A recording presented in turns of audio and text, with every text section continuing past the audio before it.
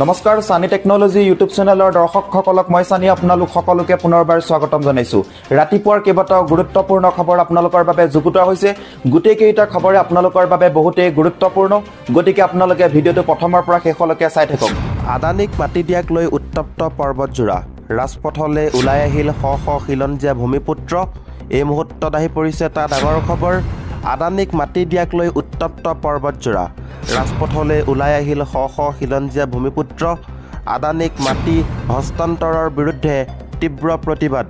শ শ খিলঞ্জীয়া ভূমিপুত্ৰৰ উত্তপ্ত পৰিস্থিতি। মাটি হস্তান্তৰক কেন্দ্ৰ কৰি উত্তপ্ত পৰিস্থিতি। প্ৰশাসন আৰু স্থানীয় ৰাইজৰ মাজত প্ৰচণ্ড বাক বিতণ্ডা। ৩,০০০ বিঘা ভূমি গতাই দিব বিচাৰিছিল আদানী গ্ৰুপক। আদানী তাপবিদ্যুৎ প্ৰকল্প নিৰ্মাণৰ বাবে দিব বিচাৰিছিল ভূমি। আৰক্ষীকো ঘূৰাই পঠালে শ শ প্ৰতিবাদকাৰীয়ে। কোনো কাৰণতে আদানীক মাটি দিয়া নহ'ব বুলি হুংকাৰ প্ৰতিবাদকাৰীৰ। প্ৰতিবাদত সেৱ মানি উভতিল আৰক্ষী বাহিনী। আপোনালোকে সকলোৱে এটা কমেণ্ট কৰি জনাব যে আদানী আমাৰ অসমখনৰ মাটি এফালৰ পৰা মাটি কিনি ইণ্ডাষ্ট্ৰী বঢ়াই গৈ আছে। তেখেতক আমি ছাপোৰ্ট কৰিব লাগে নে আমি বিৰোধিতা কৰিব লাগে যে অসমত তেখেতে এফালৰ পৰা দখল কৰি গৈ আছে? এই ক্ষেত্ৰত আপোনালোকৰ মতামত কি?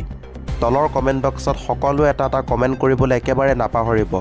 আজি বোলে আম্বানীয়ে অসমৰ ৩,০০০ বিঘা মাটিত আমুকটো ফেক্টৰী খুলিছে বা আমুকটো প্ৰকল্প নিৰ্মাণ কৰিছে, এনেধৰণৰ আমি খবৰ প্ৰায় শুনি থাকোঁ।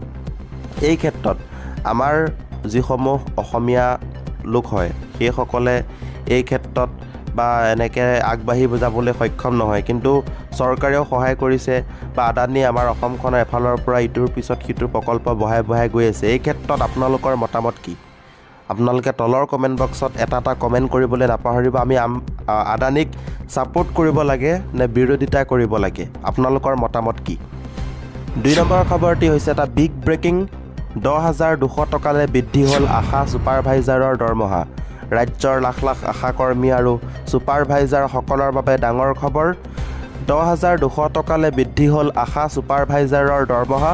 আশাকৰ্মীসকলে 3,000 টকাৰ সলনি এতিয়াৰে পৰা লাভ কৰিব 4,000 টকা মাননি।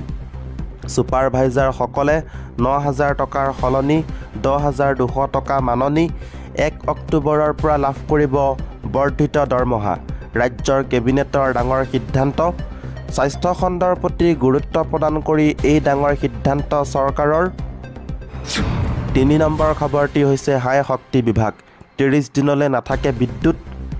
উৎকট গৰমৰ মাজতেই ডাঙৰ খবৰ। এই গৰমত 30 দিনলৈ নাথাকে বিদ্যুৎ।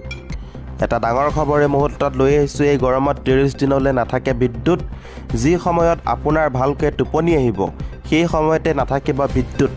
পুৱা 4 বজাৰ পৰা 8 বজালৈ নাথাকিব বিদ্যুৎ। বৰপেটা ৰোড আৰু হাউলি অঞ্চলৰ বাবে জাৰি কৰা হৈছে জাননী। 30 দিনৰ বাবে এনেদৰে কৰ্তন কৰা হ'ব বিদ্যুৎ। নিশাই চাৰ্জ দি ল'ব মোবাইল ফোন।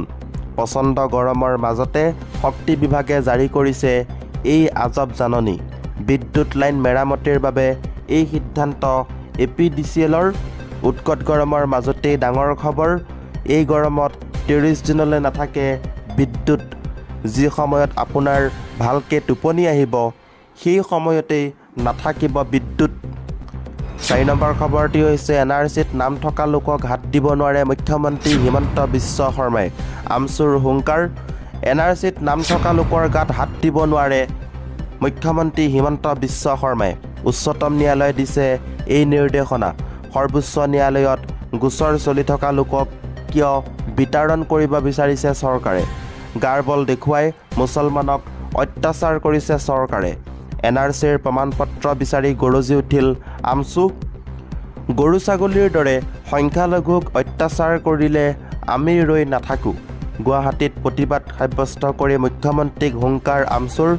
NRCত নাম থকা লোকৰ গাত হাত দিব নোৱাৰে মুখ্যমন্ত্ৰী হিমন্ত বিশ্ব শৰ্মাই। উচ্চতম ন্যায়ালয়ে দিছে এই নিৰ্দেশনা। সৰ্বোচ্চ ন্যায়ালয়ত গোচৰ চলি থকা লোকক কিয় বিতাড়ন কৰিব বিচাৰিছে চৰকাৰে? গাৰ বল দেখুৱাই মুছলমানক অত্যাচাৰ কৰিছে চৰকাৰে। NRCৰ প্ৰমাণপত্ৰ বিচাৰি গৰজি উঠিল আমচু। 5 নম্বৰ খবৰটি হৈছে আপুনি ৰেলত সঘনাই যাত্ৰা কৰে নেকি? যদি আপুনি ৰেলত সঘনাই যাত্ৰা কৰে তেনেহ'লে এই খবৰটো আপোনাৰ বাবে গুৰুত্বপূৰ্ণ। 1 জুলাইৰ পৰা সলনি হ'ব তৎকালীন টিকটৰ নিয়ম, সাধাৰণ যাত্ৰীসকলৰ বাবে সকাহ। ভাৰতীয় ৰেলৱে 11 জুন বুধবাৰে তৎকালীন টিকট বুকিং ব্যৱস্থাত কেইবাটাও সংশোধনীৰ কথা ঘোষণা কৰে। নতুন বিধানত অনলাইন তৎকালীন বুকিঙৰ বাবে আধাৰ ভিত্তিক পৰীক্ষণ বাধ্যতামূলক কৰা হৈছে। অৰ্থাৎ IRCTC এপত আধাৰ লিংক নথকাসকলে তৎকালীন টিকট বুকিং কৰিব নোৱাৰিব।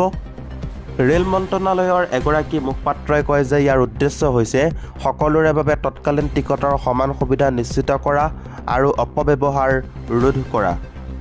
লগতে ইয়াকো কয় যে 1 জুলাইৰ পৰা IRCTCৰ অফিচিয়েল ৱেবছাইট আৰু মোবাইল এপৰ জৰিয়তে বুকিং কৰা তৎকালীন টিকট কেৱল আধাৰ প্ৰমাণিত ব্যৱহাৰকাৰীৰ বাবেহে উপলব্ধ হ'ব। একে সময়তে অহা 15 জুলাইৰ পৰা OTP ভিত্তিক আধাৰ পৰীক্ষণ বাধ্যতামূলক হ'ব। ৰেলমন্ত্ৰী অশ্বিনী বৈষ্ণৱে এটা পোষ্টত লিখে, তৎকালীন টিকটিং প্ৰকৃত ব্যৱহাৰকাৰীৰ বাবে অধিক সুলভ কৰি তোলা হৈছে।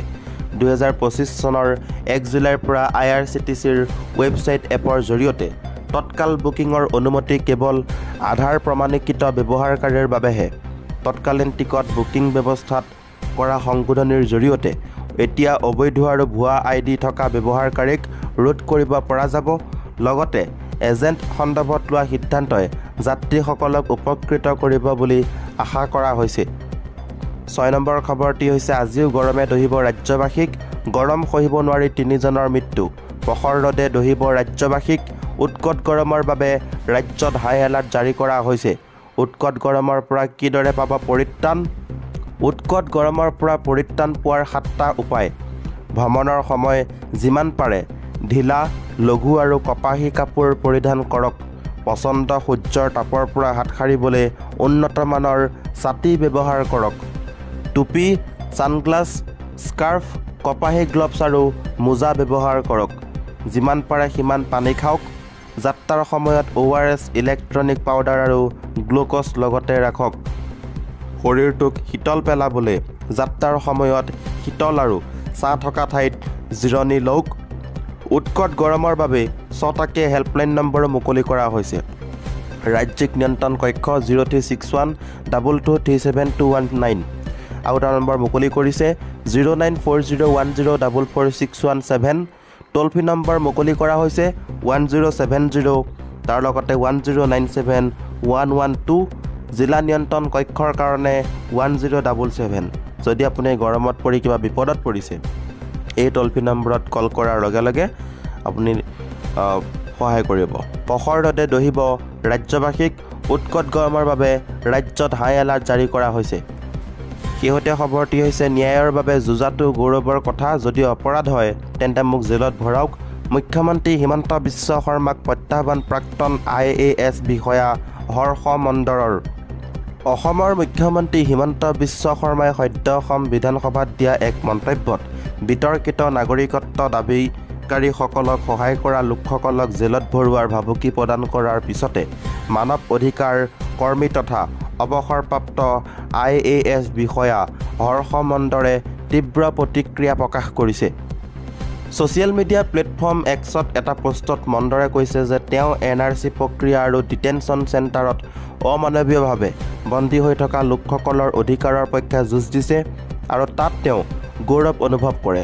তেওঁ কয়, এই কাম যদি অপৰাধ হয় তেন্তে মুখ্যমন্ত্ৰী ডাঙৰীয়া মই জেললৈ যাবলৈ সাজু। মণ্ডৰে স্পষ্টকৈ উল্লেখ কৰিছে যে তেওঁ NRC সন্দৰ্ভত বিতৰ্কিত নাগৰিকত্ব দাবী কৰা লোকসকলৰ অধিকাৰৰ পক্ষে সদায় যুঁজ দিছে আৰু এই কাৰ্যক তেওঁ অপৰাধ বুলি নাভাবে।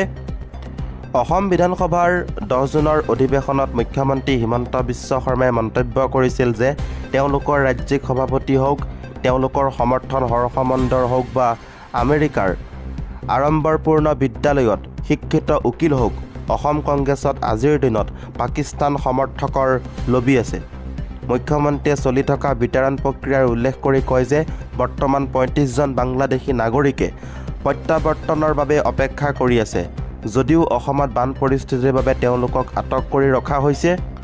অবৈধ অনুপ্ৰৱেশ ৰোধৰ ক্ষেত্ৰত ভয় মনোৰোগ সৃষ্টি কৰাৰ প্ৰয়োজনীয়তাৰ ওপৰতো তেওঁ গুৰুত্ব আৰোপ কৰে আৰু এই বিষয়টো কেৱল সৰল বিতৰণৰ পৰা আঁতৰি গৈ বৃহৎ প্ৰসংগত পৰিণত হৈছে বুলি মন্তব্য কৰে।